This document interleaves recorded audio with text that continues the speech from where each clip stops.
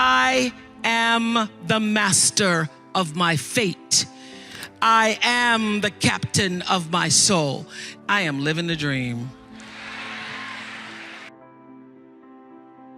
And I want you to live the dream, because I'm not living the dream because I'm special.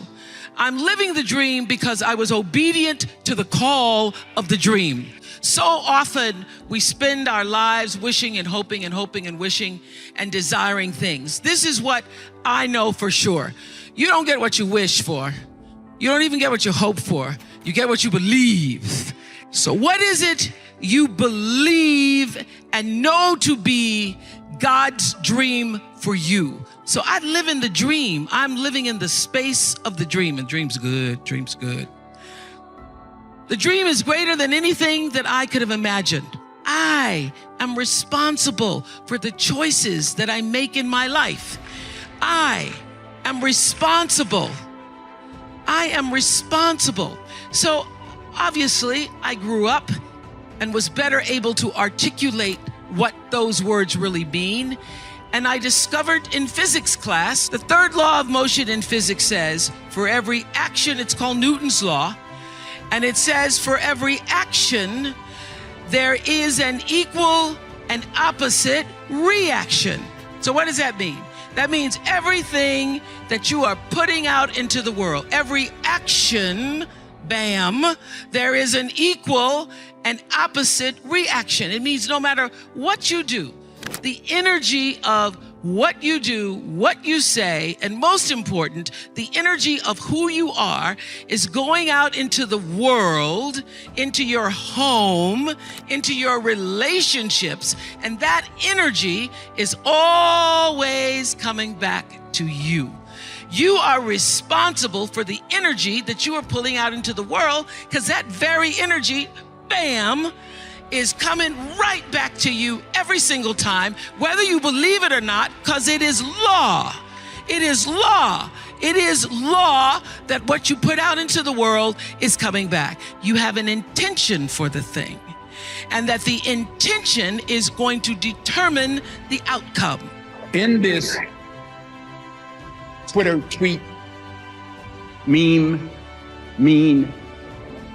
world that we've created for our children, the least we can do is consider what we've done and think about the young people, the future, and individually, collectively do the best we can to try and turn this thing around.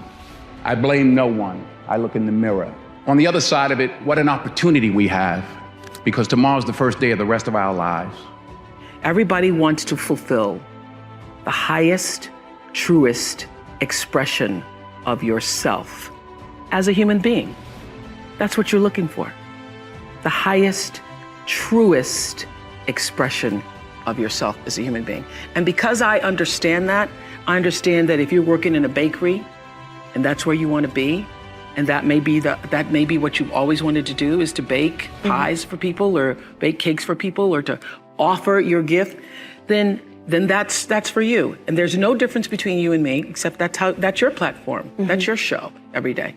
So my understanding of that has allowed me to reach everyone. To reach everyone. And there's no way that you wouldn't, because that's what I truly feel. So I was torn between what the world was saying to me and what I felt to be the truth for myself.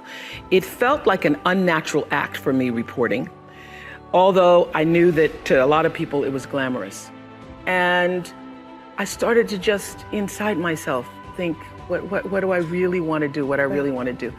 And I will say this, knowing what you don't want to do is the best possible place to be if you don't know what to do. Because knowing what you don't want to do leads you to figure out what is it you really do want to do. Overcoming failure, or even life in general through this whole process, is an inner journey. And I'll explain what I mean by that.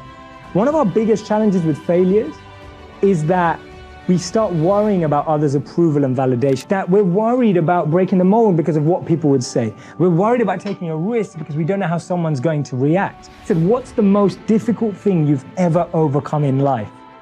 Through my head ran sports injuries, ran health challenges, ran emotional challenges. All these different thoughts ran through my head. And the answer came to me, and I said to myself, it's not even something I've overcome, but I felt it was the right thing to share.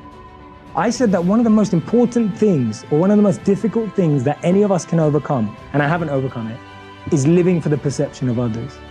That's actually one of the most difficult things we can overcome. When we forego the voice of our ego and tune into the voice of our intuition, right? Our voice of our ego says, what will people say? The voice of our ego says, what if you don't make it? The voice of our ego says, this part will be safer. This path is better trodden on. And the voice of our intuition is saying, but you don't love that, you love this. This is your heart's calling. This is what's gonna make you happy every day. If you can make this work, it will be phenomenal.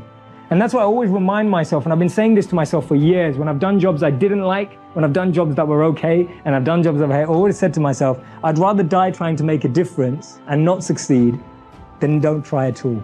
Because what's exciting is the journey of every day growing and becoming the person I think I need to be to attract the goal that I want. That's more exciting to me than even reaching that goal. Believing every day that it's possible, believing that it's possible, looking at that limitless possibility and working in that way. Therefore, a lot of the challenges we have are simply to give us responsibility for the success that we're about to take on. I hate plan B. And I tell you why. Because we have so many doubters. We have so many of those people that say no and you can't do it, that's impossible. That is okay because we just turn off, as I said earlier, and we listen and we hear the no being a yes. You can't do it, you can do it, and all of that. So that is possible to do that amongst all the negative people around you. But when you start doubting yourself, that's very dangerous. Because now what you're basically saying is that if my plan doesn't work, I have a fallback plan, I have a plan B.